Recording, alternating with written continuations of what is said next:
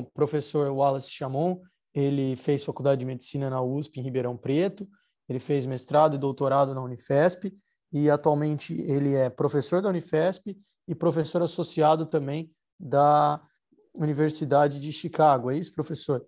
Ele tem experiência. Eu sou voluntário na Universidade de Chicago. Perfeito. E atualmente ele trabalha principalmente em oftalmologia, na cirurgia refrativa, córnea e laser para miopia. O professor também é membro do corpo editorial do Arquivos Brasileiros de Oftalmologia, que a gente falou bastante ontem sobre a revista. Então, professor, nós da Blau agradecemos muito o senhor ter aceitado o convite.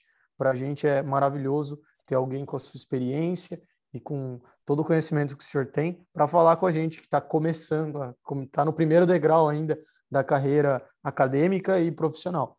Então, professor, é uma honra tê-lo aqui, a palavra é toda sua. Se a Aninha quiser me interromper, Aninha, por favor, a nossa presidente. Obrigado, professor, pode começar. É um prazer, Luiz e Ana. Vocês me pediram uma coisa bem difícil, mas eu tentei juntá-la, talvez tenha ficado um pouco longa. Eu tentei juntar alguns aspectos éticos de publicações científicas, alguns aspectos éticos em pesquisa envolvendo seres humanos, alguns aspectos muito práticos de como que se cadastra e como que se faz uma pesquisa corretamente. Uma brevíssima pincelada em metodologia e estrutura de arquivos, estrutura de pesquisa, e até uma pinceladinha em como escrever em inglês. Eu acho que eu vou juntar aqui algumas das experiências que eu tenho. Então, eu tive algumas experiências aí na vida, com mestrado, doutorado, livre docência. Eu fui editor-chefe dos Arquivos Brasileiros por quase 10 anos. Eu fui editor associado de revistas internacionais também. Isso dá esse lado da visão do editor para a revista. Eu sou membro do Comitê de Ética em Pesquisa da Unifesp e eu coordeno a pós-graduação Lato Sensu de toda a Unifesp também. Então, eu vou tentar juntar um pouco de cada um disso tudo. Volto a dizer, ficou bem uma coxa de retalhos a aula, ficou um pouco longa, mas vamos ver como é que a gente consegue levar isso, tá bom? O ar aqui está muito seco, se eu tossir muito, eu já peço desculpas de antemão. Professor, pode falar. Desculpa, o senhor falou que queria colocar para gravar no seu computador também. Eu não sei se o senhor colocou. Já pus. Já pôs? Tá bom. Obrigado, pode continuar. Se a internet ficar ruim, eu peço desculpas, eu estou num quarto de hotel aqui, acabei ligando pelo 4G para ver se fica um pouco melhor. Bom, então, vamos tentar avançar. Tá? Basicamente, eu vou, como eu falei para vocês, deixa eu só tentar ver como é que eu vou avançar isso aqui. Isso. Segundo Nietzsche, o ser humano tem 3 desejos: dinheiro, sexo e poder. Pesquisa no Brasil não dá dinheiro, já antecipo aqueles, já vai começar a diminuir o número das pessoas que estão assistindo a aula.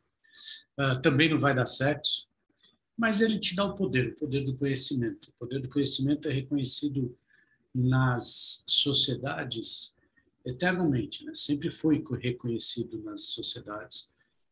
É o poder do pajé da tribo, né? Aquele que tem o conhecimento, que detém o conhecimento. Então, a pesquisa não é de toda inválida, mas é bom a gente procurar o que a gente quer realmente. Mas, por isso que a pesquisa dá, eventualmente, comete-se falhas ou uma falta de ética acadêmica, a gente fala, uma inadequação acadêmica. Então, eu vou falar um pouquinho do que não se fazer em pesquisa, para a gente ir em frente do que se fazer em pesquisa. Né? Eu vou falar um pouquinho da ética de pesquisa, tá? Da ética da publicação científica. Quais são as faltas de ética que a gente tem? A fraude é uma delas. O plágio é outro. O autoplágio, que é uma variação do plágio. O salame science, a ciência salame, eu vou falar rapidamente o que é cada um desses. E os conflitos de interesse. Disso tudo que está aí, que se relaciona com a ética, na verdade, os três de cima são chamados má conduta científica. A fraude, o plágio e o autoplágio. Conflitos de interesse não são má conduta, eles apenas têm que ser especificados. O salame science é uma coisa muito desejada pelas nossas empresas de fomento, porque o que infelizmente hoje em dia é medido, na maior parte dos países, mas em especial no Brasil, é a quantidade de artigos científicos que um autor publicou. Então, o impacto desses artigos cada vez mais tem pesado. Então, isso faz com que muitas vezes os artigos que poderiam ser artigos completos, que resolvam o problema do leitor, sejam multiplicados e fatiados para atingir objetivos não tão nobres. Nós vamos avançar um pouquinho.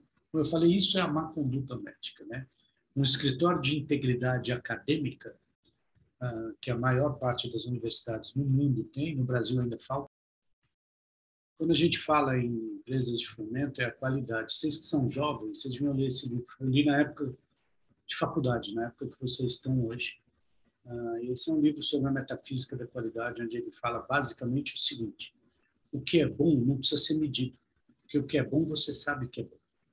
Então, quando você olha uma grande obra de arte, você sabe que ela é boa, você não precisa explicar ela. Quais são as consequências da falta de integridade acadêmica? São várias, mas eu vou separar nas consequências intangíveis e nas consequências tangíveis. As consequências intangíveis da falta de integridade acadêmica, que é de longe a mais importante, é a falta da credibilidade, é a perda da credibilidade. Ou seja, se você pratica uma ciência errada, vai se perder a credibilidade. Mas, assim, eu perder a credibilidade não é o maior problema. O problema é que perde-se a credibilidade pessoal, perde-se a credibilidade institucional e, mais importante de tudo, perde-se a credibilidade social. O que quer dizer isso? A sociedade passa a não acreditar mais na ciência. Me parece até uma paródia dos tempos modernos.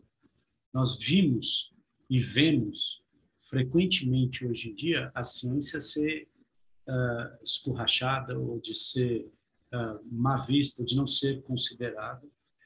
E muitas vezes, por culpa nossa, nós não soubemos dar o valor que a ciência deve ter para que a sociedade apoie a ciência. Cada vez que uma pesquisa é realizada, essa pesquisa é realizada com financiamento da sociedade. Se a sociedade volta à época das trevas e decide que são os orixás que decidem, que definem toda a verdade, todo o conhecimento, a ciência deixa de existir. Se a ciência continua comprovando o seu papel na sociedade, não vai ser a negação da ciência que vai acabar com ela, porque a sociedade vai apoiar. Para isso, a gente tem que ter credibilidade. Então, a ciência bem feita faz com que a sociedade continue valorizando a ciência e nós, cientistas. Mas tem consequências tangíveis de quando você faz uma ciência mal feita, ou uma má conduta acadêmica, ou quando você não tem a integridade acadêmica necessária, que é a retratação do seu artigo. Retratação é uma palavra horrorosa, que a maioria dos brasileiros traduziram por retratação. No inglês é retraction.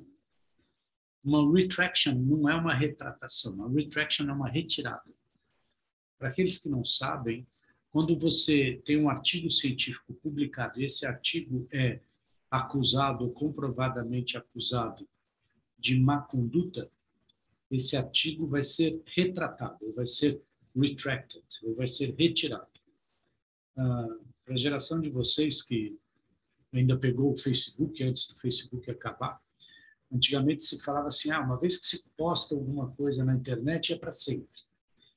Na verdade, é quase verdade isso, mas algumas coisas conseguiram passar desapercebido na internet. Uma retratação não passa, porque ao contrário de uma foto que você não devia ter publicado e apagou em seguida, na retratação o seu artigo nunca sai dos índices. O seu artigo continua sendo listado com o seu nome lá e uma tarja vermelha falando que esse artigo foi retratado por A, B ou C. Tá? Então, essa é uma consequência tangível da má conduta científica. Isso é o que acontece quando a sociedade passa a ver. Né? Então, olha aí, um artigo da Folha de São Paulo, de artigo falso sobre câncer, e aí o que o autor escreve é o seguinte, que está cada vez mais claro que muitos acadêmicos sabem exatamente o que estão fazendo. E isso explica a proliferação desse tipo de publicação. Tá? A fraude acadêmica e o processo causa desperdício e dinheiro dos contribuintes, mina a credibilidade científica e serve para turvar pesquisas importantes. Isso é um tipo de coisa que dá margem a alguém falar que a vacina tem um chip. Né? Acho que nós temos que ser os guardiões da ciência, porque nós queremos deter o conhecimento da tribo. Então, vamos passar um pouco agora e vamos falar um pouquinho da ética do participante da pesquisa. Eu falei com vocês da ética acadêmica. A ética acadêmica é um problema, entre aspas, da instituição e pessoal do pesquisador. A proteção do participante da pesquisa, do ser humano participante da pesquisa, e agora eu vou falar especificamente em ser humano, mas muito do que eu falo se aplica também a animais. Essa preocupação, ela é uma preocupação da sociedade, mas ela é uma preocupação que é organizada na forma de um Comitê Nacional de Ética em Pesquisa, chamado CONEP. Tá? O Comitê Nacional de Ética em Pesquisa, os comitês de ética em pesquisa, eles têm um papel na sociedade de proteger o participante da pesquisa. Ou seja, o Comitê de Ética em Pesquisa, exatamente como muitos pesquisadores falam, não está ali para ajudar o pesquisador. Muito pelo contrário. Muitas vezes ele vai dificultar a vida do pesquisador porque ele está ali para proteger o elo fraco da pesquisa com seres humanos, que é o participante da pesquisa. Nós temos que concordar que as nossas pesquisas, principalmente nas universidades públicas, são, na sua maioria, realizadas numa população carente, numa população com, eventualmente, dificuldades de interpretação do que está acontecendo. E aí entra o papel do Comitê de Ética em Pesquisa, de tentar minimizar os riscos, esclarecer os riscos e minimizar os danos das pesquisas que envolvam seres humanos. Então, o Comitê de Ética em Pesquisa não é um grupo de pessoas que ficam fazendo burocracia. Eu participo do Comitê de Ética da Unifesp há, sei lá, talvez uns 5 anos ou mais, e eu posso falar para vocês, as discussões dos artigos que ali são feitas em plenário são discussões que vocês vão enfrentar nas bancas de doutorado de vocês. Quando vocês vão fazer um doutorado e alguém questiona, olha, mas essa metodologia está errada, esse é o nível da discussão, que na maioria das pessoas participantes e dos relatores dos comitês de ética são pessoas que são com uma experiência em pesquisa monstruosa. Tá? Então, longe de burocracia, o comitê de ética está ali para avaliar o método mesmo e avaliar riscos. Eu vou falar rapidamente, ninguém gosta de ouvir de lei, mas se vocês vão fazer pesquisa, vocês têm que ler essa resolução 466 do Conselho Nacional de Saúde. A 510 é para estudos sociais, que não se aplica muito a nós aqui, mas eventualmente podem se aplicar. Eu posso, dentro da medicina, fazer uma pesquisa envolvendo o ser humano, que não implica num procedimento médico, e eu posso, portanto, utilizar de resoluções da Resolução 510 para isso.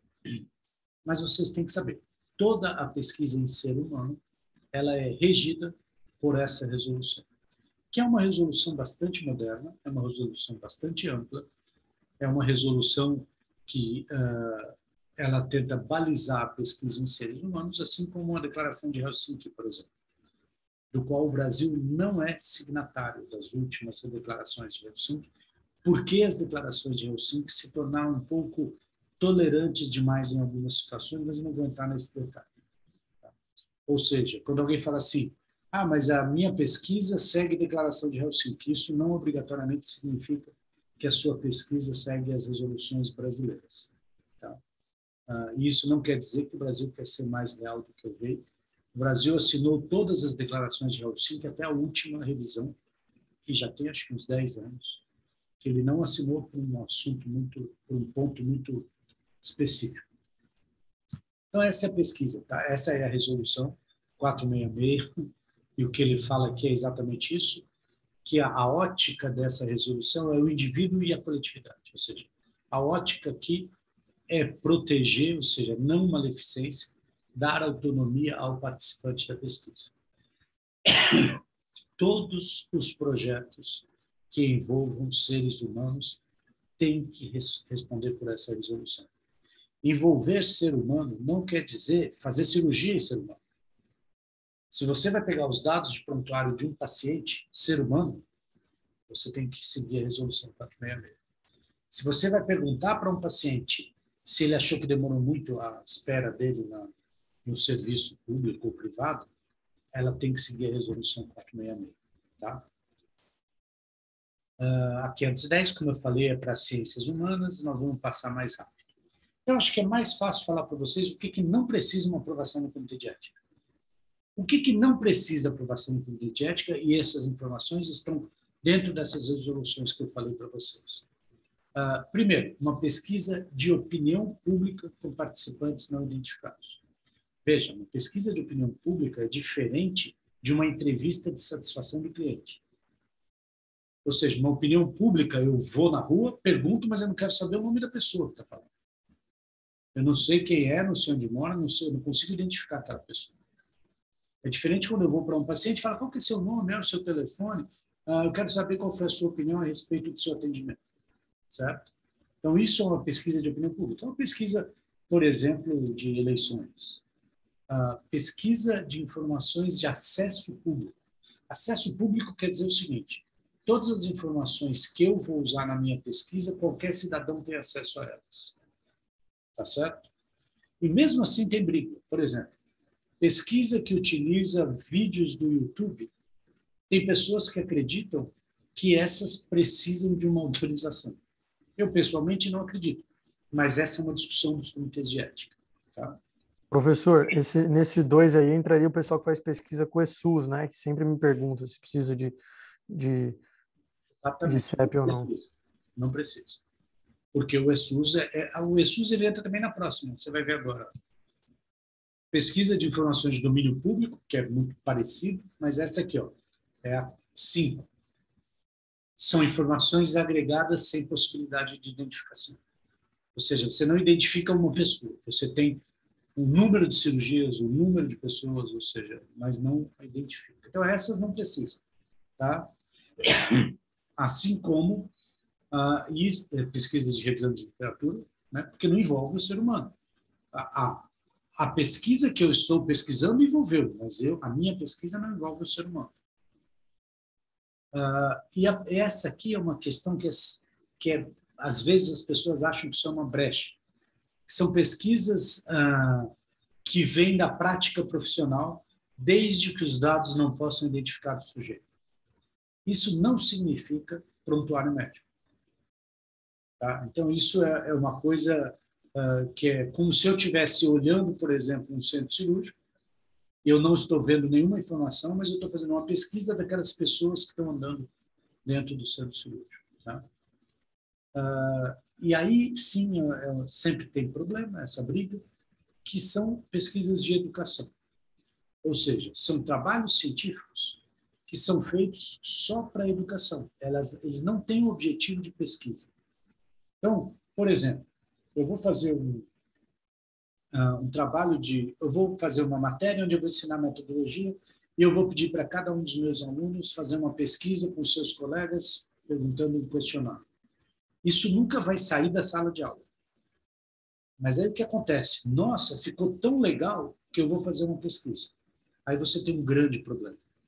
Porque aí, para isso se tornar em pesquisa, né, ela não tem finalidade, se tornou.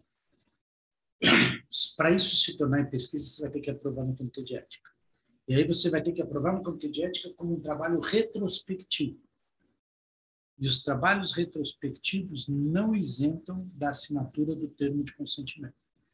E aí é complicado, porque você vai ter que ir atrás de pessoas que você entrevistou há não sei quantos anos, e se você não conseguir, você não vai poder publicar esses dados. Então, eu aconselho para todo mundo que faz um trabalho de conclusão de curso, que possa virar pesquisa, cadastre ele prospectivamente e apresente o termo de consentimento aprovado no comitê de ética para isso.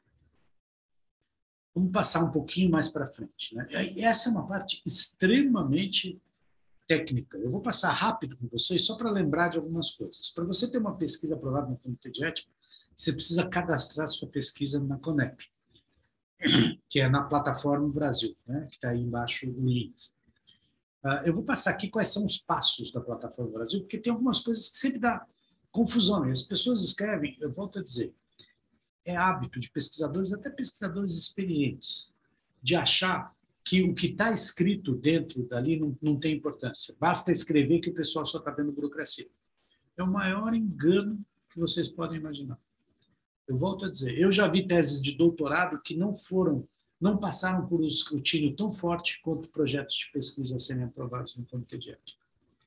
Então, o método científico, e isso é geral, isso não é burocracia, né? Ele tem uma sequência. Né? E essa sequência, a introdução do método científico, é o motivo pelo qual aquela pesquisa é necessária. Parece uma brincadeira, mas nas pesquisas de ser humano, a primeira pergunta que a gente faz é o seguinte, mas eu preciso fazer essa pesquisa? Ou não? Ou seja, tem um motivo para falar, não, mas é porque o meu orientador quer aumentar o fator H dele. Isso não é um motivo. Eu preciso ter um background, como os americanos chamam na introdução, para ter um motivo para fazer isso. Entendeu? Volta e meia alguém me fala assim, olha, eu quero testar se a intervenção A não vai melhorar a intervenção B. E, de novo, eu estou fazendo muitos paralelos, mas juro que não é de propósito. Eu quero saber se a ivermectina mata o vírus. Baseado em quê? Bom, baseado de que eu pus numa placa de Petri a ivermectina e o vírus morreu. Eu falei, se você puser cândida também, vai morrer. Isso quer dizer que você deve fazer isso ou não? Ou seja, qual é o motivo científico que o levou a traçar esse caminho e testar essa hipótese? Isso é importantíssimo. Aí vem a hipótese. Eu recebo artigo de professores livres docentes, projetos de professores livres docentes, que a hipótese vem como uma pergunta.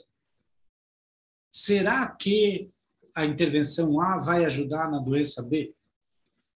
A hipótese em ciência, e eu vou reafirmar isso aqui para vocês, é uma afirmação.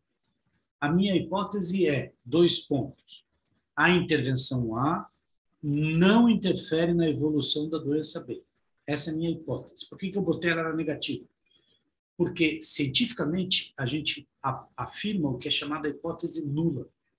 Eu vou passar mais para frente isso. Mas lembre disso, é uma sentença. A intervenção A não interfere na doença B. A intervenção A é igual à intervenção B para a doença C. Essa é uma hipótese, essa é a minha hipótese. Aí qual que é o objetivo? Então, hipótese é completamente diferente do objetivo. Meu objetivo é avaliar se os resultados da intervenção A e da intervenção B são equiparáveis ou não na doença C. Tá? Por que isso é importante? Porque o objetivo vai guiar o seu método. O que você vai fazer para atingir esse objetivo? Por exemplo, se eu quero ver se a intervenção A e a intervenção B são equivalentes, essa é a minha hipótese nula, como é que eu vou medir? Eu vou medir tempo de reabilitação, eu vou usar o raio-x, eu vou usar uma ressonância magnética, o que eu vou usar? Tá? E aí entra a palavra mais difícil, porque nós não aprendemos a usar essa palavra. Desfechos, ou outcomes, no inglês. Olha, eu volto a dizer, 50% dos projetos que chegam para nós não sabe o que é o autor não sabe o que é um desfecho. O desfecho é o que você mede. Se eu quero saber se o antibiótico previne ou não infecção, o meu desfecho é número de infecções pós-operatórias. Bom, e aí eu vou definir que um número de infecções maior do que 10% é considerado clinicamente significante. Isso é um desfecho. Tá? Sabe o que eu normalmente recebo de desfecho? Nós esperamos que a repesquisa seja boa. É isso que vem, porque a palavra desfecho é assim, o que eu quero da minha vida? Não tem romance aqui, a coisa é método científico, tá bom? E aí a metodologia, que é todas as medidas e todas as réguas e todas as balanças que eu vou usar para medir os meus desfechos. E esses meus desfechos são aqueles que vão atingir o meu objetivo para determinar se a minha hipótese é verdadeira ou não. O método científico, gente, tem milênios de vida. Sabe? Ele se aprimorou, se questionou, mas ele é basicamente a mesma coisa, desde Aristóteles. E aí nós vamos para os resultados e as conclusões, que obviamente não existe nenhum projeto em andamento. Tá bom? Eu acho que eu estou demorando muito. Vamos lá. A primeira parte, é rapidinho como é o formulário lá. Tá? Aqui não tem nada de especial. Tá bom? Isso é o formulário da Plataforma Brasil. Você tem que botar o nome de todas as pessoas que participam da pesquisa. Aí vem aquela discussão, mas se o cara não tiver um nome aí, ele não é autor. Isso não tem nada a ver com autoria. Isso me diz quem são as pessoas que têm acesso aos dados da pesquisa. Se amanhã entrou um outro aluno e esse outro aluno vai ter acesso aos dados da pesquisa, sejam eles anonimizados ou não, eu preciso colocar o nome dele ali. Porque, caso contrário, significa que o pesquisador pegou os dados dele, que são sigilosos, que têm informações de pacientes que nós queremos proteger, e deu para o balconista da padaria. Mas não, ele é aluno, mas ele não está no projeto de pesquisa. Ele não recebeu uma mensagem falando assim, olha, você foi envolvido nessa pesquisa. Tá bom? Então, só para lembrar, coloquem todas as pessoas. E o nome estar aí não significa que a pessoa vai ser autor. A autoria é muito mais do que está o nome aí. Tá? Nós não vamos discutir isso hoje, senão não tem fim o negócio. Eu estou dando aqui um exemplo para vocês, porque eu fui tirando o print de tela enquanto eu fui preenchendo. A instituição proponente, você tem que estar vinculado a alguma universidade para poder escolher, caso contrário, a CONEP vai mandar o seu projeto para o comitê de ética mais próximo. Aí as perguntas, essa é uma pergunta difícil, porque aqui você determina se se o projeto que você está fazendo é de uma área especial. Deve estar muito pequeno aí para ler. Mas, basicamente, projetos que sejam sobre genética humana, que envolvam reprodução humana, que envolvam populações indígenas, novos procedimentos terapêuticos invasivos, ou seja, vou colocar uma coisa nova, vou usar um material novo, ou equipamentos que já existem, mas ainda não estão registrados no Brasil. Todas essas classes de pesquisas, elas têm que ser avaliadas pela central. Ela tem que ir para a CONEP, tem que ir para Brasília. Antigamente isso era um transtorno, porque ir para Brasília significava ficar 6 meses esperando. Hoje em dia me parece que isso não é mais assim. Tá? Mas não adianta mentir, né? Volta e meia eu recebo ali, não, mas olha, eu vou pegar, a gente às vezes tem que tomar cuidado para não abrir o que é, mas vou dar um exemplo para vocês. Olha, esse aparelho aqui para alisar cabelo foi aprovado pela Anvisa e eu vou usar ele para fazer uma cirurgia plástica. Não. Ele foi aprovado para alisar cabelo, não para fazer cirurgia plástica. Mas as pessoas, às vezes, acham, não, põe assim que ninguém vai perceber. Ou então chama índio de população ribeirinha. Olha, a população indígena, não é indígena, não, eles são ribeirinhos. Ribeirinhos que moram dentro de uma reserva indígena. Mas vamos em frente aí, senão não acaba. Aí é só a classificação, título da pesquisa, tem vários títulos, uma bobagem, eu acho isso. Tem 3 títulos para a mesma coisa, são títulos mais simples, teoricamente, isso fica aberto à população, a população pode achar isso na plataforma Brasil. Como eu falei, ó, título, acrônimo, etc, etc. Aí ele pergunta quem é o contato público, normalmente é o último autor, tá bom?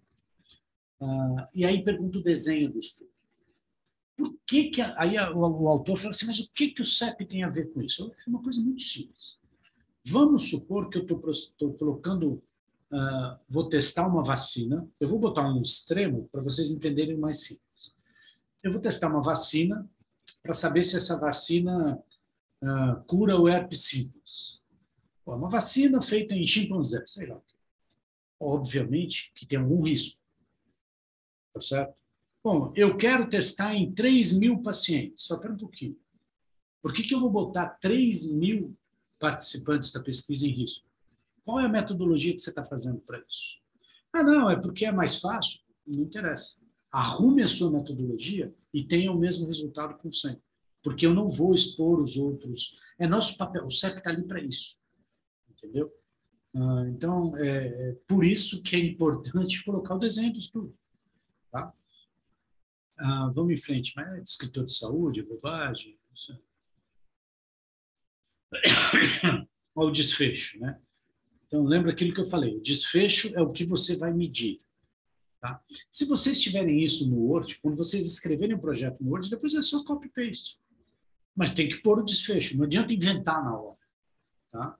E aí eu tenho lá o resumo, então, a introdução, como eu falei, tem um motivo. É muito comum o cara copiar o resumo em todos eles, que ele fala, ninguém vai ler mesmo. Todo mundo vai ler. 3 pessoas, pelo menos, vão ler com detalhes o projeto. E aí a hipótese, como eu falei, a hipótese é sempre uma afirmação. Qual que é o objetivo, primário ou secundário. A metodologia é especificada. Se no método você não explicar como é que você vai atingir seu objetivo, não vai ser aprovado. É simples assim, olha, o pesquisador vai expor os seres humanos a um risco desnecessário porque a metodologia dele está inadequada, ele não vai conseguir chegar ao resultado e não vai trazer para a sociedade o que a sociedade quer, tá bom? Bom, e aí entra a parte técnica e nós vamos passar. E isso vai indo 2, 3, 4, 5, bibliografia. Aí no final, você fez isso tudo online, você precisa de muito pouca coisa de documento assinado. Você precisa basicamente de 4 documentos, que é isso tudo que você escreveu lá no modo texto. Não me pergunte por quê, eu não acho que seria necessário isso, que é chamado brochura do investigador, mas no meu entender não seria necessário, mas paciência. Você tem que declarar que você vai manter o sigilo, você tem que inserir um cronograma, tá? E o mais importante de todos, o TCLE, o termo de consentimento livre e esclarecido. Nós vamos falar um pouquinho sobre ele, tá bom? Na hora que você faz tudo isso, e aí normalmente o aluno erra, ele fala, mandei tudo.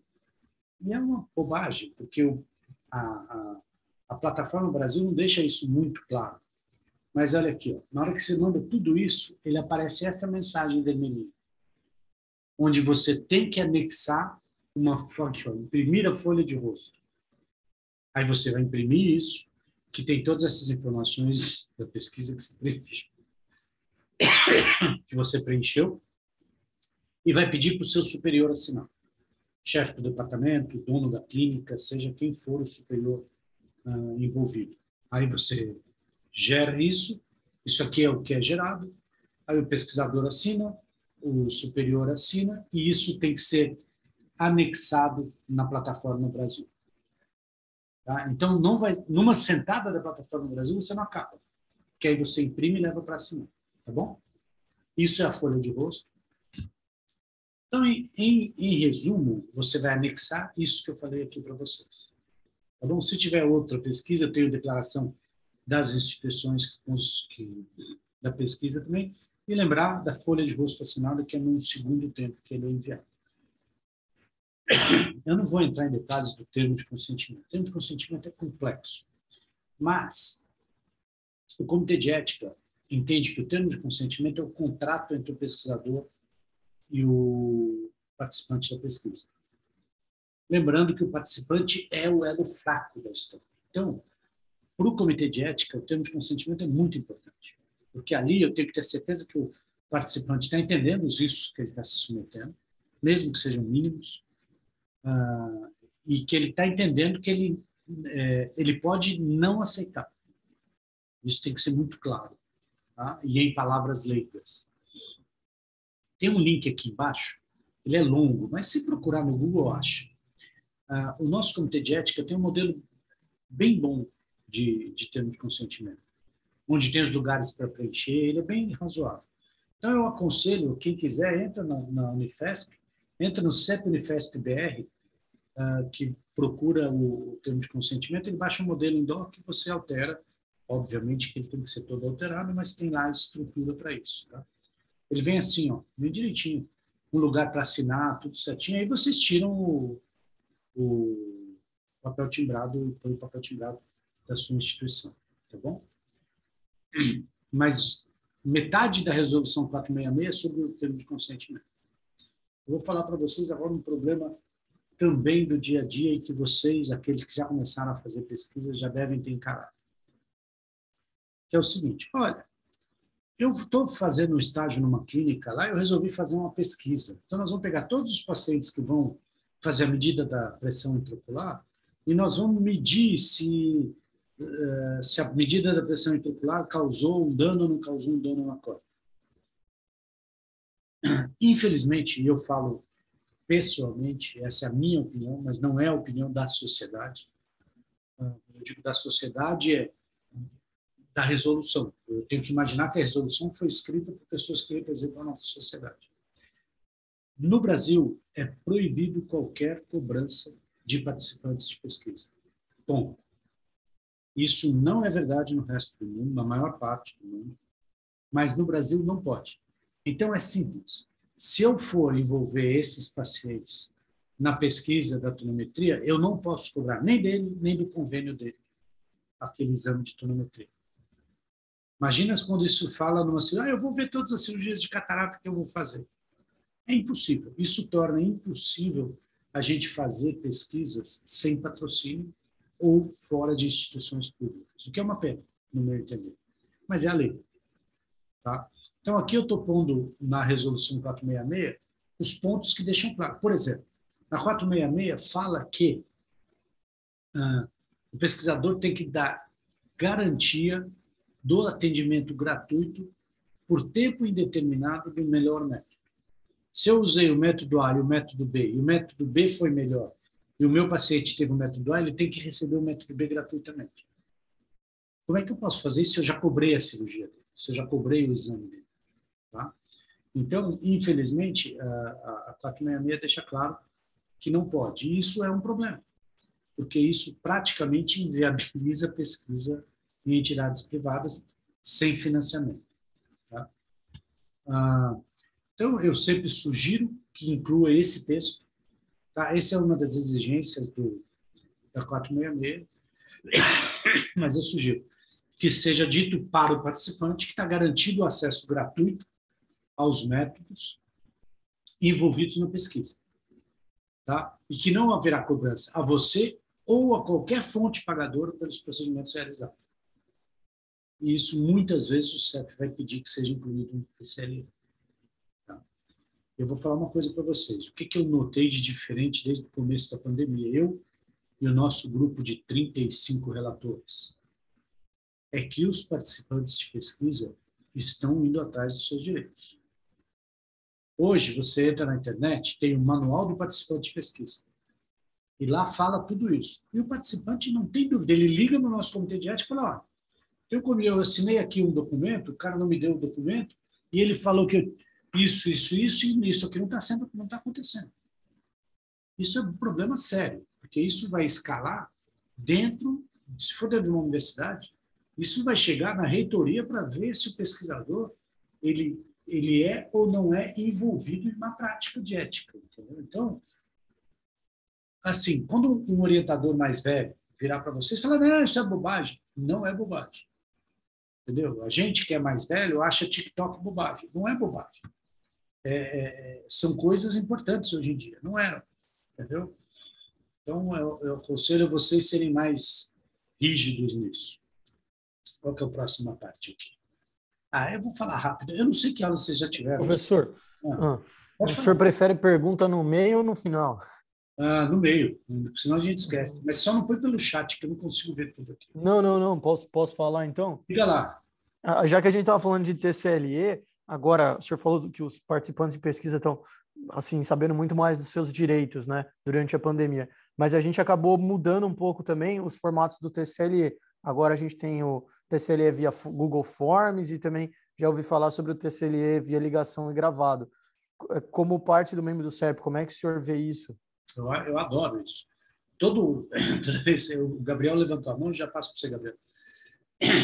Mas a discussão sempre que é um TCLE eletrônico acaba sobrando para mim.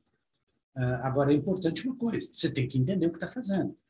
O que acontece muito para mim? Primeiro, se você vai fazer um TCLE ou uma pesquisa ou não, um formulário eletrônico, você tem que botar no projeto o link do formulário eletrônico. Eu preciso ver qual é a pergunta que você vai fazer.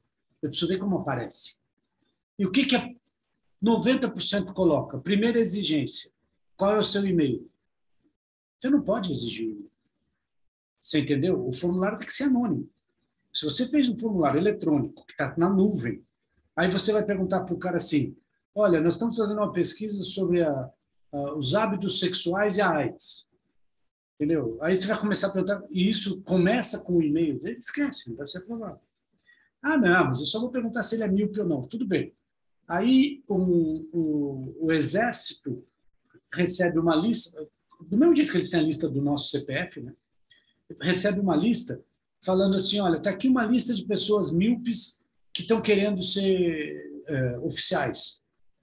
Entendeu? E eles não vão ser, porque não pode ser míope para ser oficial. Nem sei se isso é verdade ou não. O que eu quero dizer é o seguinte: o vazamento de informações pode causar problemas que às vezes a gente se surpreende. Não é o nosso papel saber se aquilo é muito ou é pouco. Eu vou falar uma coisa assim: para mim, cada vez que alguém me manda um WhatsApp como spam, eu me sinto extremamente ultrajado, entendeu? Eu queria saber em que momento eu dei autorização para alguém dar o meu telefone para isso. Então, é a mesma coisa aí. Isso é LGPD, isso não tem nada a ver com o Comitê de Ética. O Comitê de Ética é acima da LGPD. Vamos dizer assim, a LGPD, obviamente, tem que ser seguida. Mas pode fazer o formulário. Só que não é identificado, você tem que salvar ele num disco rígido. Tem uma série de sugestões, mas é bem-vindo. O termo de consentimento pode ser oral. Na 510 isso é muito claro. Tá? Fala, Gabriel. Gabriel, desculpa rapidinho, só para ainda sobre ser gravado, né, sobre ser falado. Tem lá, o senhor depois pode mandar para a gente sobre como gravar, como guardar esses dados, o consentimento, por quanto tempo tem que guardar? Eu vou te dar um conselho. Você tem que guardar por, acho que é 5 anos, eu não tenho certeza. Mas eu vou te dar um conselho. O termo de consentimento gravado, ele só é uma opção se você não conseguir o termo escrito. Certo. Entendeu? É porque eu estou fazendo essa pergunta até pensando no projeto, não sei se o senhor acompanhou, do 24 horas da Ablau, do 24 horas pelo glaucoma, 24 horas pelo diabetes, essas coisas. Isso. Olha, posso falar uma coisa? Já saiu errado. Eu não acompanhei. Se ele foi aprovado no Comitê de Ética? Não, a gente não chegou a fazer, mas foi uma ideia que a gente teve. Mas você entendeu que se você for olhar para trás, você vai ter que pedir o termo de consentimento de todo mundo. É lógico, obviamente. Aí é que entra a bobagem, entendeu? Porque aí entra assim, aí fala assim: eu quero a dispensa do termo de consentimento. Por que eu vou dispensar? Bom, dispensa porque eu não pensei antes. Ponto, a próxima vez você pensa, então. Fala, Gabriel.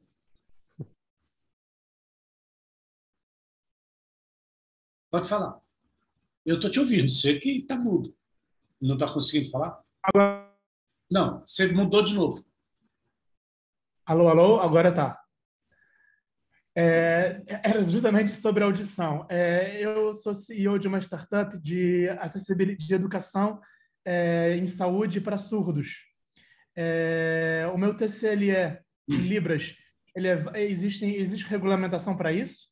Não existe uma regulamentação para isso. Mas é aquela história. Contanto que ele esteja em Libras, nós vamos aceitar, entendeu? Não tem problema, mas vai gravar, né? Eu vou precisar gravar, porque eles não vão assinar. É algo... Preciso gravar em vídeo. Pode gravar, mas só para eu entender uma coisa, eu estou assumindo que eles sejam iliterados. Varia, né? Nem todo surdo é alfabetizado em português. Nem todo surdo é bilíngue. Tá. Então, para aqueles que não forem, vai ter que ser em Libras e você vai ter que gravar. Ou ter uma testemunha. Tá. Entendeu? Tá. Uma terceira pessoa vendo. Eu acho que é mais válido até.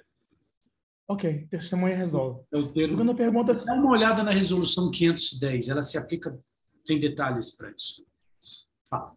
Sobre o centro oftalmológico particular, acho que muitos de nós aqui somos estudantes, fazemos parte de ligas, temos parentes oftalmologistas. Entendo que o paciente ele veio para a instituição oftalmológica para assistência, usar aqueles dados ali, que não foi fundamento, é o elo fraco da cadeia, não seria ético.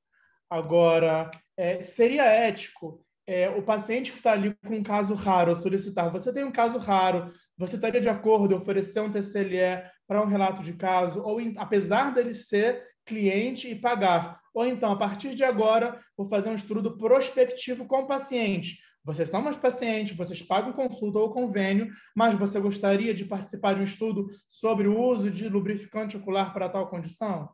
Então, é isso mesmo, Gabriel. Em resumo, o que é uma pena, né? Eu acho importante deixar claro isso. Em resumo, você consegue fazer estudos retrospectivos nas clínicas. Por quê? Porque nada te impede de você pegar dados de uma pessoa que pagou, por exemplo. Entendeu? Só que você vai precisar, depois disso, fazer o TCLE. Você entendeu? Então, torna tudo muito complicado. Porque você não pode dar o TCLE antes, porque é um estudo retrospectivo. O seu TCLE que você pode eventualmente dar, não tem valor, porque não foi aprovado pelo Comitê de Ética. Entendeu? E aí você não pode pedir para não ter, ou para dispensar o TCLE por ser um trabalho retrospectivo. Parece assim, eu falo, eu sou solidário, tá? Parece que tudo combina para que a gente não consiga fazer pesquisa fora de instituições públicas. Que eu acho uma pena. Volto a dizer, eu acho uma pena. Mas em termo sobre relato de caso especificamente, isso é factível, muito factível, porque todo relato de caso é retrospectivo, né? Você concorda? Você não vai falar assim, eu vou fazer um relato de caso. Você fez, então ele é. Mas o relato de caso também no Brasil, no meu entender, eu estou dando a minha opinião pessoal, é hiperregulamentado. Entendeu? A CONEP regulamentou muito o relato de caso. O relato de caso não precisava de tudo isso, como é no resto do mundo. Mas no Brasil não, tem uma regulamentação, é fácil de fazer, mas requer um TCLE. Tá ok? O senhor vê perspectiva disso aí mudar? Eu vejo perspectiva, mas assim, nós estamos falando de mudanças de Constituição, né, entre aspas. O que eu quero dizer assim, são coisas... por exemplo, a 466 ela substituiu uma resolução que era de 1993. Entendeu? Então, essas resoluções, elas podem ser mudadas, eu acho que tem que ser mudadas, mas eu volto a dizer, às vezes as pessoas confundem burocracia com desejo da sociedade. O que eu quero dizer é o seguinte, eu tenho que acreditar que a gente vive numa democracia, tá certo? E que as nossas leis representam a nossa população. Eu tenho que acreditar nisso, senão nada vai funcionar. Pode ser que não seja verdade, mas... e o que acontece é o seguinte, esse é um tipo de coisa que vai para uma discussão e vão ter pessoas que vão falar, não, olha, eu acho que não pode pagar. E aí, não é pô, mas é uma burocracia. Não é uma burocracia, foi uma decisão. Isso acontece muito nas universidades, né? Mas a minha universidade não permite isso, que burocratas. Não. Às vezes teve uma reunião e nessa reunião aquela foi a ideia da sociedade que estava ali representada. Então, mas eu acredito que possa mudar. A tendência, Luiz, é que a pesquisa seja mais, como é que eu diria, leve. Né? A aprovação da pesquisa seja mais leve. Mas não tem nada em andamento, tá? Nesse momento. Tem, na verdade, a CONEP acabou de lançar uma resolução, a semana passada, que já, no meu entender, já tornou um pouco mais leve a avaliação. Mas ele não pode mudar a resolução 466. Mas, por exemplo, ele falou que estudos que se classifiquem como A, B e C não precisam passar numa plenária do Comitê de Ética. Um relator pode decidir. Então, é nesse caminho que vai, entendeu? Mas, vamos ver. Perfeito, professor. De degrau em degrau, né? Obrigado. Bora lá. Gente, aqui é rapidinho, eu não vou falar muito disso, eu acho que vocês já tiveram outras aulas sobre isso. Mas eu queria falar sobre modelos de estudos científicos. Isso vira um caos na cabeça de todo mundo. Eu tenho um slide aqui que mostra o caos. Deixa eu ver onde é que está. Aqui mesmo. Se vocês procurarem modelos no Google, modelos de estudo científico, é esse caos que vocês estão vendo aí. Primeiro, um não bate com o outro, A fala diferente de B, B fala diferente de C. É a coisa mais difícil que tem. É literalmente um caos. Tá? Então, eu vou pôr aqui um guia, que é um guia mais ou menos de como funciona. Tá? Então, se você tem um estudo científico, primeiro assim, eu vou classificar um meio, mas você vai classificar ele em relação a quê? Você pode classificar quanto à forma, quanto à direção no tempo, quanto ao objetivo e quanto à intervenção. Essas são as 4 perguntas que você vai fazer. Vou passar rapidinho aqui. Por exemplo, quanto à forma. O meu estudo é analítico ou não é analítico? Analítico é aquele que você testa uma hipótese e tem um grupo controle. Tá? E eu faço uma análise estatística disso. Ele pode ser descritivo, como um relato de caso, por exemplo. Eu descrevo o que eu vi. Tá? De novo, a sociedade científica, a comunidade científica tem o hábito de não dar valor a artigos descritivos. No entanto, muitas das evoluções da ciência vieram daí. Né? Não tem uma análise, eu só descrevo, não tem análise. Ou tem os estudos teóricos. Né? Por exemplo, para CAPES, Einstein não fez nada na vida, porque ele só fez estudos teóricos, ele não fez um experimento. Entendeu? Então, nós temos na oftalmologia seria muita pretensão comparar, mas uma pessoa que fez muitos estudos teóricos interessantíssimos, que é o professor Arley Bicas. Entendeu? Ele tem estudos teóricos maravilhosos. Entendeu? Esses quanto à forma, tá bom? Você não testa, você só fala. Os mortais que os testem. Eu faço muito trabalho junto com a física de São Carlos. E é engraçadíssimo, porque dentre os físicos, essa briga é muito mais ferrenha. Porque tem o físico teórico. E o físico teórico não se mistura com os outros físicos. E eles estão sempre em briga exatamente por isso. Porque o físico teórico não faz experimento. Ele só teoriza. Bom, quanto à direção no tempo, ele pode ser transversal ou longitudinal. Transversal eu faço um corte naquele momento do que está acontecendo. E os longitudinais, ou eu olho para trás, ou eu olho para frente, ou eu olho para trás para ver o que aconteceu e vou para frente nos estudos prospectivos não concomitantes. Quanto ao objetivo? É um estudo para avaliação diagnóstica, para avaliação etiológica ou para avaliação de efeitos, ou seja, de intervenções. E é interessante a gente ter isso na cabeça, porque aí quando você faz um estudo, você fala, puxa, é isso que eu estou fazendo, é aqui que eu estou me encaixando. Tá? E quanto à intervenção? Tem intervenção ou não tem intervenção no meu estudo? Ele pode ser só observacional, né? A história natural da doença. Eu não faço nada, eu só olho. Mas eu posso olhar, medir, ele é analítico, etc, etc.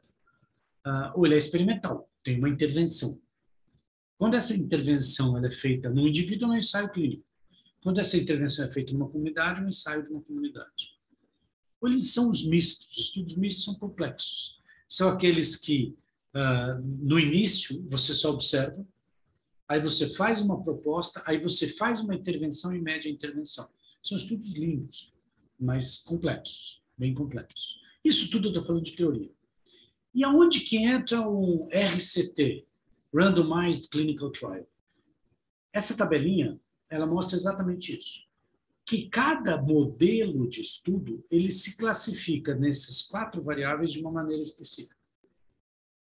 Entendeu? Então, se vocês olharem ali onde é que tá? O ensaio clínico, que é o Randomized Clinical Trial, está aqui, ó.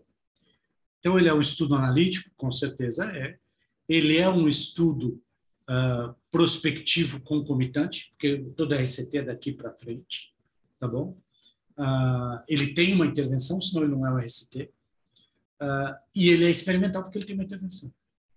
Tá? Então, ele tem o objetivo de avaliar uma intervenção e ele tem uma intervenção a ser medida. Então, aqui tem um resuminho de como que os modelos existentes, né? Então, relato de caso, série de casos, onde que eles se encaixam nessa classificação. Essa é uma maneira de sistematizar a classificação, tentar botar um pouquinho de ordem no caos. Mas, se vocês imprimirem isso e mostrarem, vai ter muita gente que vai falar, não, mas aqui o A é diferente do B. É possível, é possível. Então, longe de mim achar que aqui está um tratado sobre o assunto. Tá? Muito longe.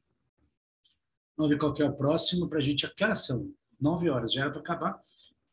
Acho que está acabando. My idea was to represent the man as a symbol of humanity, a robust, workman-like figure. He stops mid-task to think about things, to exercise a faculty which distinguishes him from the animals. Bom, esse é o Auguste Rodin falando por que o pensador é um cara forte.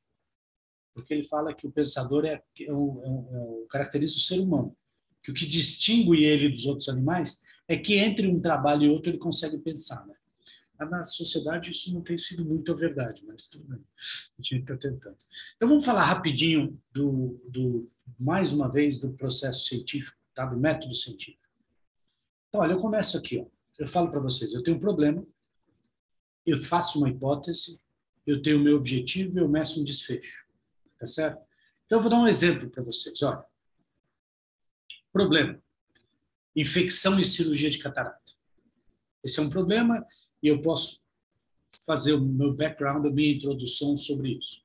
Qual que é a minha hipótese? Que o antibiótico intraoperatório não vai interferir na infecção. Depois eu vou falar o porquê do não, mais uma vez. Então, qual que é o objetivo do meu projeto? Avaliar o efeito do antibiótico intraoperatório. O que eu vou medir para saber isso? Qual é o desfecho que eu vou olhar? Número de infecções. Então, isso é simples assim. Tá? O H0, a hipótese nula, que a gente ouve tanto em estatística. A hipótese nula é uma coisa, eu acho que está no cerne da ciência. Tá? O objetivo da ciência é negar uma hipótese. Ou seja, aquela hipótese que eu tenho que ser negada. A minha hipótese é que o antibiótico não muda. Se eu conseguir provar que está errada essa hipótese, parabéns, o antibiótico muda. Se eu não conseguir, eu não posso afirmar nada. Eu vou falar um pouquinho sobre isso. Tá? A gente tem que provar que a hipótese está errada utilizando o método científico. E olha, eventualmente a estatística é a coisa mais importante para vocês entenderem. Isso é outra coisa que está mudando muito. Os professores mais velhos vão falar assim, não, é só botar um P aí, você vai ver. É muito comum o cara falar assim, olha, eu avaliei esse trabalho, o P foi positivo só aqui. Pô, mas e os outros 99 coisas que foram avaliadas? O valor de P tem um valor muito questionável hoje em dia. A estatística está ali para nos ajudar, mas a gente tem que aprender que o método científico vai muito, muito, muito além do valor de P. Bom? Exemplo de hipóteses nulas, né? Só para lembrar que é uma afirmação. A cirurgia de catarata laser não é diferente da faca tradicional. Eu preciso provar que ela é. A Lio X apresenta resultados iguais a Lio Y. Eu preciso provar que não, que ela é melhor que a Lio X, no caso. Os resultados da cirurgia de Smile, que vocês não sabem o que é, são iguais à cirurgia do PRK. E aí o que o pesquisador erra, né? Aí ele vai lá e não consegue mostrar que é diferente. Então, a hipótese nula não foi negada. Ele não pode afirmar que são iguais. É outra coisa para você afirmar que são iguais. Tá? A sua hipótese nula é negar, ela tem que ser negada. Então, por exemplo, isso é um exemplo de hipótese nula. Se eu detectei uma diferença, eu nego a hipótese nula. Se eu não detectei uma diferença, eu não nego a hipótese nula. Não quer dizer que eu afirmo. Se nós não detectamos a diferença entre a Lio X e a Lio Y, não significa que elas sejam iguais. Significa que nós não conseguimos, nesse estudo, com esta metodologia, negar a hipótese de que elas sejam iguais. Eu vou dar um exemplo que eu aprendi com um dos meus professores que eu mais admiro, que é um professor que hoje mora em São Francisco, mas ele era de Chicago e era do Hopkins quando eu fiz o meu mestrado, meu doutorado. Ele falou como é que é a diferença como é que você detecta uma diferença ou não detecta uma diferença. Então, por exemplo, um cara vai lá e fala assim, olha, ficou provado que o descolamento de retina no alvo míope é igual numa pessoa velha e nova. Por quê? O estudo não detectou uma diferença. Ele fala assim, ó, ele é meio doido, ele fala assim, ó, todo dia que eu saio de casa, eu não acho a chave do carro. Aí eu não acho a chave do carro, eu estou lá embaixo para ir embora, e eu falo, eu não achei a chave do carro. Eu não posso falar que a chave do carro não está no quarto. Sabe por quê? Porque eu chamo a minha mulher, ela vai lá e acha, sempre. Então, não é que a chave não estava no quarto, mas eu não consegui achar a chave no quarto. Então, essa é a diferença ou não. Isso é importante. A ciência evolui negando hipóteses. Tá? Aí eu vou fazer um breve parênteses, lembrar que sempre existe alguma diferença. Isso eu aprendi de um estatístico, uma pessoa também brilhante. Fala, você sempre vai encontrar uma diferença se a amostra for grande o suficiente. Então, e aí entra o P. Você encontra o valor de P. Nossa, o que eu faço de estudo que eu vejo? Olha, mas o P foi diferente. Aí você vai ver, a diferença foi de 0,05 dioptrias. Não existe balança que mede isso. Não existe régua que mede isso. Então é importante lembrar, não é o P, mas é a relevância clínica. Né? Então, tomar muito cuidado com o Big Data, né?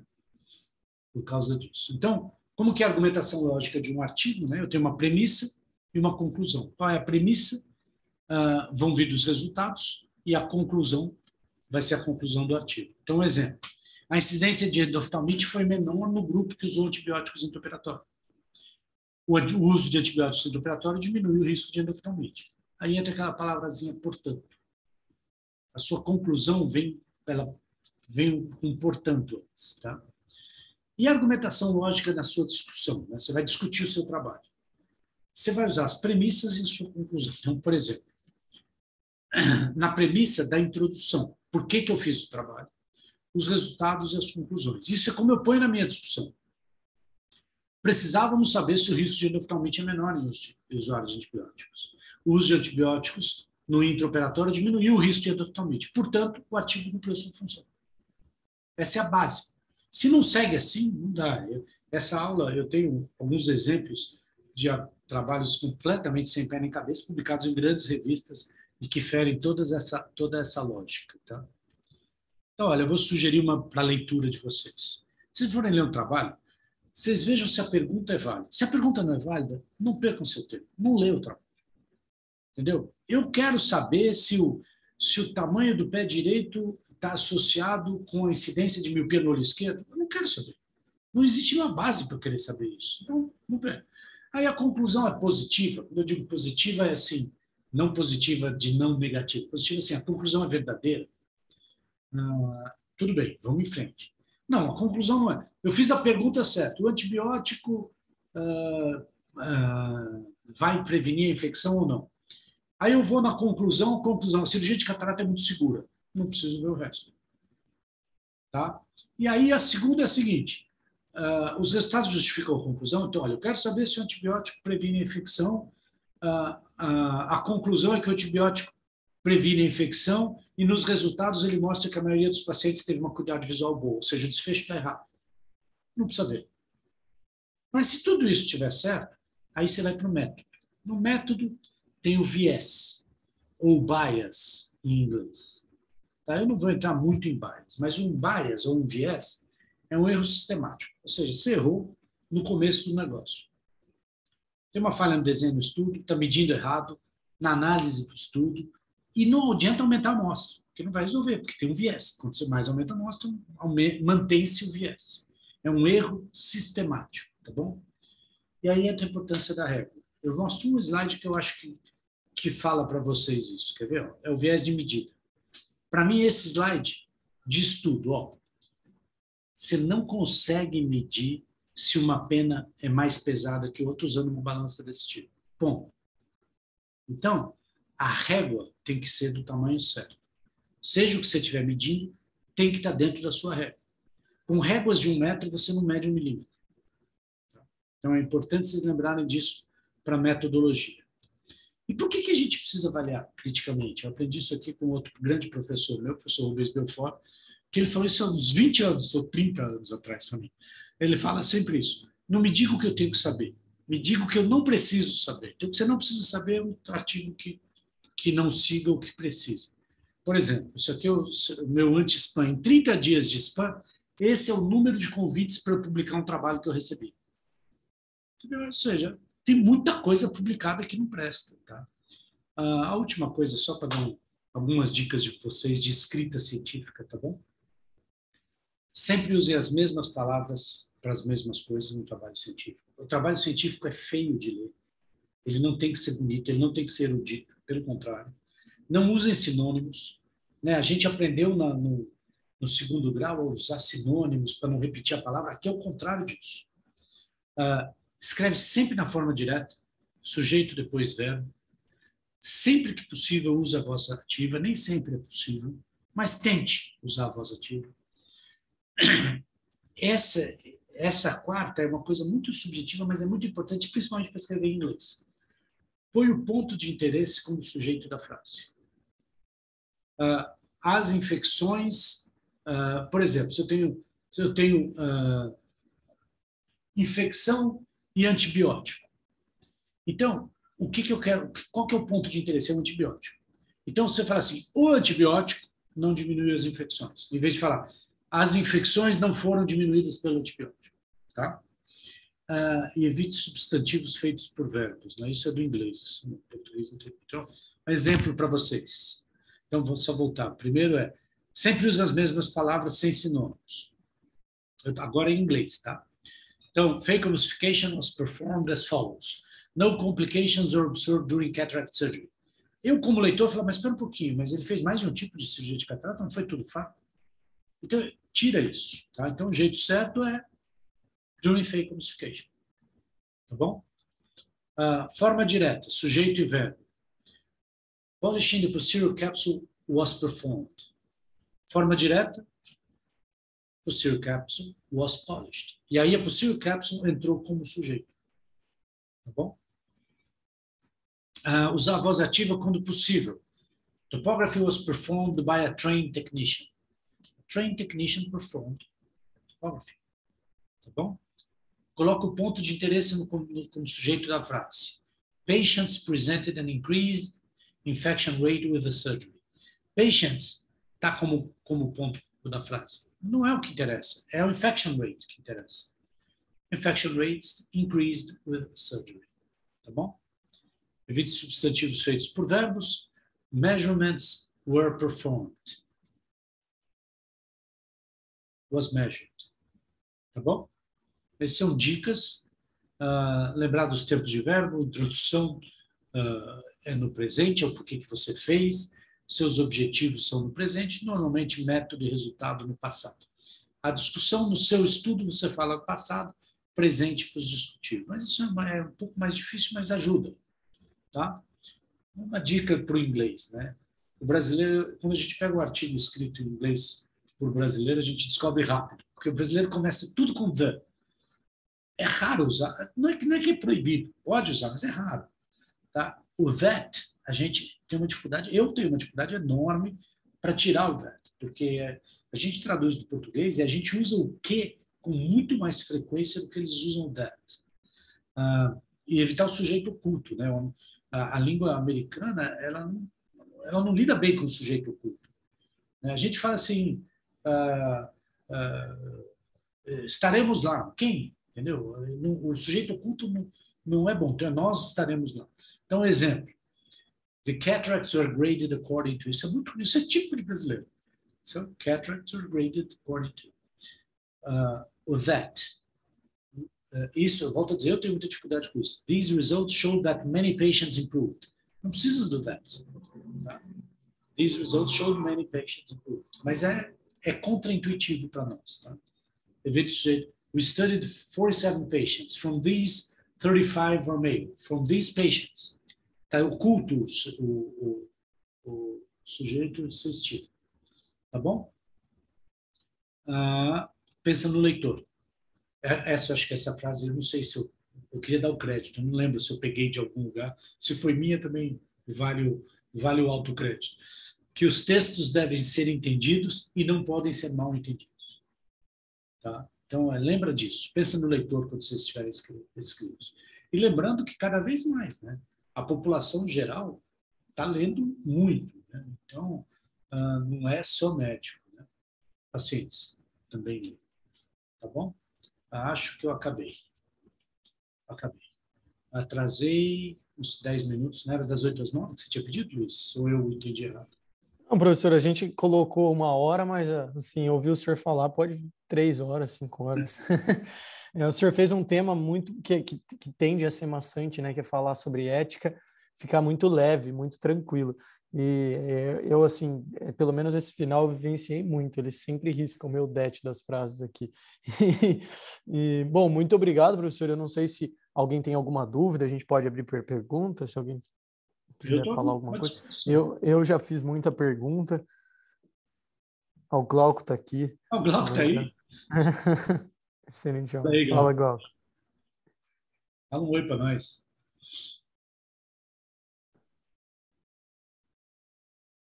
Bom filho a casa torna, né, Glauco? Desculpa. Acho que depois que teve aquele problema lá, eu cortei o som de todo mundo. Vê se vai. Agora fala, pessoal. Tudo bem? Fala, professor. Fala, Glauco. Obrigado pela aula. Muito boa. Dino, prazer enorme. Bom, gente, eu estou aí à disposição. Se não tivermos nenhuma dúvida, vocês vão passear e eu vou preparar as aulas de amanhã, tá bom? Professor, acho que só tem agradecimentos aqui no chat. Então, pessoal, lembra aí de preencher a lista de presença para a gente mandar o certificado. Amanhã tem mais uma aula, eu mando hoje à noite ou amanhã cedo o link. E, professor Wallace, muito obrigado por ter aceitado o nosso convite, muito obrigado pelo tempo. O senhor está na Bahia e disponibilizou 1 hora para falar com a gente sobre ética. Acho que foi muito importante para todo mundo, para quem já tinha um pouquinho de noção de como fazer um projeto no CEP e para quem quer começar agora a primeira vez. Espero que a gente possa encontrar mais vezes o senhor nos eventos aí da Blau e nos eventos que não são da Blau também. Gabriel vai ter a chance de te encontrar agora no Brascas. E é isso, professor. Obrigado. Nos vemos em breve. Obrigada pela aula, professor. Foi excelente. Igual o Luiz falou, são passos muito técnicos e que para nós acadêmicos aprender com alguém que já sanou todas essas dúvidas e dificuldades que a gente tem hoje, aprender com quem tem experiência é muito importante. Então, muito obrigada por ter se disponibilizado a dar essa aula para a gente.